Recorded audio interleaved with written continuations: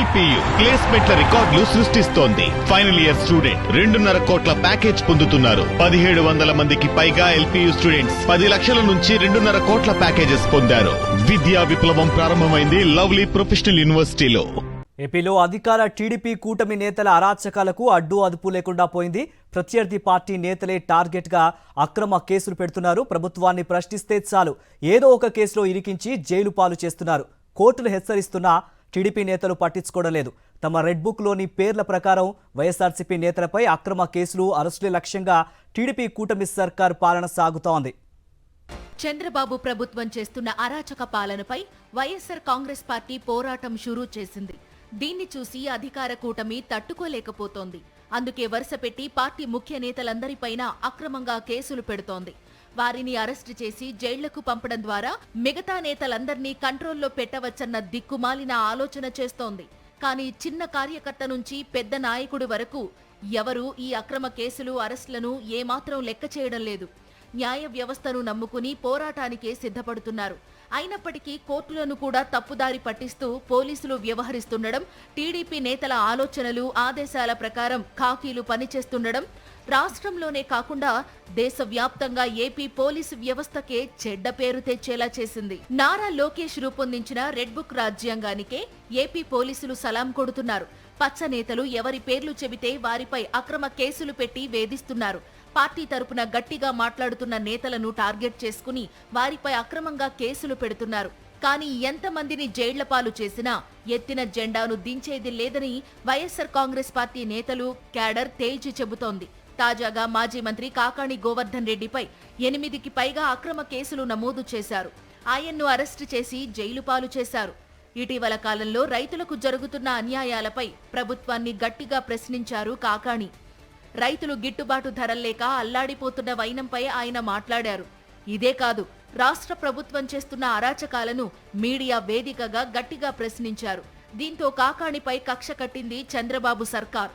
కాకాణి గొంతు నులిమేందుకు ఆయనపై అక్రమ కేసులు పెట్టి అరెస్టు చేసి ఆపై జైలుకు కూడా పంపారు. పల్నాడు జిల్లా మాచర్ల మాజీ ఎమ్మెల్యే పిన్నెల్లి రామకృష్ణారెడ్డిని ఇప్పటికే అరెస్టు చేసి 50 రోజులకు పైగా జైల్లో పెట్టిన చంద్రబాబు ప్రభుత్వం ఆయనపై మళ్లీ అక్రమ కేసులు పెట్టించారు. టీడీపీ కార్యకర్తల ఆధిపత్య పోరులో జంట హత్యలు జరిగితే దాని వెనుక కూడా పిన్నెల్లి సోదరులు ఉన్నారంటూ రామకృష్ణారెడ్డి, ఆయన సోదరుడు వెంకట్రామిరెడ్డిలపై అక్రమంగా కేసులు పెట్టారు. ప్రస్తుతం వారిద్దరిని అరెస్టు చేసేందుకు పోలీసులను ఉసిగొల్పారు. గన్నవరం మాజీ ఎమ్మెల్యే వల్లభనేని వంశీని అరెస్టు చేసి ఇప్పటికే 100 రోజులు దాటిపోయింది. అయినప్పటికీ ఆయనపై వరుసగా ఒకటి తర్వాత ఒకటిగా అక్రమ కేసులు పెడుతూనే ఉన్నారు. ఆరోగ్యం క్షీణించి తీవ్రంగా ఇబ్బంది పడుతున్నా కూడా కోర్టులను కూడా తప్పుదోవ పట్టించేలా ప్రభుత్వం, పోలీసులు వ్యవహరిస్తున్నారు. ఇక మాజీ ఎంపీ నందిగం సురేష్ పరిస్థితి మరీ దారుణం. ఆయన్ను తొలిసారి అరెస్టు చేసి 5 నెలలకు పైగా జైల్లో పెట్టగా తాజాగా మళ్లీ ఇంకొక అక్రమ కేసు పెట్టి తిరిగి జైలుకు పంపించారు. విచిత్రం ఏమిటంటే టీడీపీ కార్యకర్త ఇసుకపల్లి రాజు అనే యువకుడు మద్యం తాగి నందిగం సురేష్ ఇంటిపై దాడి చేసేందుకు వెళ్లాడు. వారింట్లోని కుటుంబ సభ్యులను కూడా తీవ్రంగా దూషించాడు. అయినప్పటికీ రాజు పోలీసులను కలిసి తనపైనే నందిగం సురేష్ దాడి చేశాడంటూ అక్రమంగా కేసు పెట్టాడు. దీంతో వెంటనే అరెస్టు చేసి జైలుకు పంపారు. ఇంతకంటే అరాచకత్వానికి పరాకాష్ట ఇంకేమైనా ఉంటుందా? ఈ అక్రమ కేసులు, అరెస్టులపై వైఎస్ఆర్ కాంగ్రెస్ పార్టీ నేతలతో పాటు హైకోర్టు సైతం తీవ్రంగా విమర్శిస్తున్నా పోలీసుల్లో మాత్రం మార్పు రావడం లేదన్న విమర్శలు సర్వత్రా వ్యక్తమవుతున్నాయి. టీడీపీ కూటమి ప్రభుత్వ రెడ్ బుక్ పాలనకు, అరాచకాలకు దాదాపు ఏడాది అయినా పచ్చనేతల కక్షపూరిత చర్యలు ఇంకా ఆగని పరిస్థితి. ఎన్నికల సమయంలో ప్రజలకు ఇచ్చిన సూపర్ 6 హామీలను అమలు చేయని చంద్రబాబు ప్రభుత్వం వాటి నుంచి ప్రజల దృష్టి మళ్లించడానికి డైవర్షన్ రాజకీయాలు కొనసాగిస్తూ వస్తోంది. వైఎస్ఆర్సీపీ నేతలు, కార్యకర్తలను వేధింపులకు గురిచేస్తోంది. టీడీపీ కూటమి ప్రభుత్వం అధికారంలోకి వచ్చి సంవత్సరం పూర్తి కావస్తోంది. టీడీపీ అధికారంలోకి వచ్చినప్పటి నుంచి రాష్ట్రంలో వైఎస్ఆర్సీపీ నేతలే టార్గెట్గా అక్రమ కేసులు, వేధింపుల పర్వం కొనసాగుతోంది. తనకు జీవితకాల ప్రత్యర్థిగా ఉన్న పెద్దిరెడ్డి రామచంద్రారెడ్డి మీద కూడా ఎక్కడో చోట కేసులో ఇరికించేందుకు చంద్రబాబు కుట్రలు పన్నుతూనే ఉన్నారు. చివరికి మదనపల్లె సబ్ కలెక్టర్ కార్యాలయంలో జరిగిన అగ్ని ప్రమాదాన్ని అడ్డుపెట్టుకుని దాన్ని కూడా పెద్దిరెడ్డిపై రుద్దేందుకు తీవ్రంగా ప్రయత్నించి విఫలమయ్యారు. డీజీపీ, ఇంటెలిజెన్స్ ఐజీని ప్రత్యేక హెలికాప్టర్లో మదనపల్లెకు పంపించి హడావుడి చేశారు. అయినా సరే కేసులో పెద్దిరెడ్డికి సంబంధం లేదని తెలిసి సైలెంట్ అయ్యారు. పెద్దిరెడ్డి రామచంద్రారెడ్డిపై పన్నిన కుట్రలు విఫలం కావడంతో ఆయన కుమారుడు ఎంపీ మిథున్ రెడ్డిని టార్గెట్ చేశారు ప్రభుత్వ పెద్దలు. ఆయనపై లిక్కర్ కేసు నుంచి అనేక కేసులు పెట్టి అరెస్టు చేయాలని చూస్తున్నారు. ఇందుకోసం తెర వెనుక పెద్ద యంత్రాంగమే పనిచేస్తోంది. గతంలో మిథున్ రెడ్డి తన పార్టీకే చెందిన మాజీ ఎంపీ రెడ్డెప్ప ఇంటికి వెళ్లిన సమయంలో టీడీపీ కార్యకర్తలు దాడికి ప్రయత్నించారు. ఆయన కారు అద్దాలను ధ్వంసం చేశారు. పక్కనే పోలీసులు ఉన్నా ఎవరిని అడ్డుకునే ప్రయత్నం కూడా చేయలేదు. ఇక మాజీ మంత్రి విడుదల రజనీ కార్యాలయంపై దాడి చేసి అద్దాలు పగలగొట్టారు. అనంతపురం జిల్లా తాడిపత్రిలో మాజీ ఎమ్మెల్యే పెద్దారెడ్డి ఇంటిపై దాడి చేసి ధ్వంసం చేశారు. ఆయన దొరికితే చంపేందుకు కూడా ప్రయత్నించారు.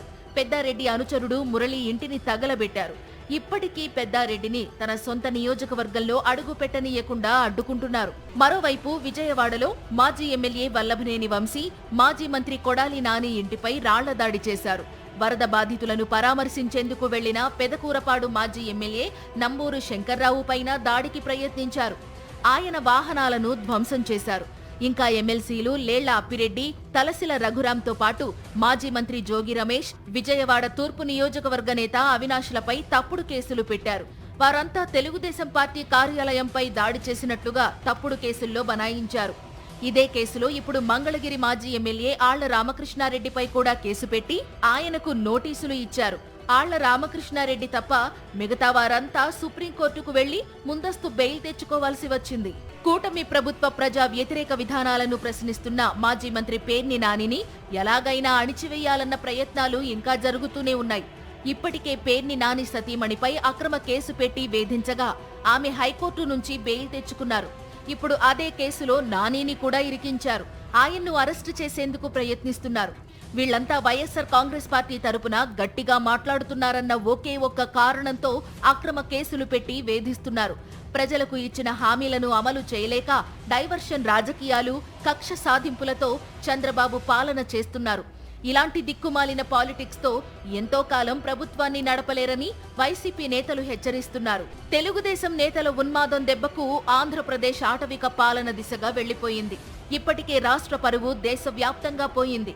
నేటికి పెట్టుబడులు పెట్టేందుకు పారిశ్రామికవేత్తలు ఏపీ వైపు కన్నెత్తి చూడటం లేదు.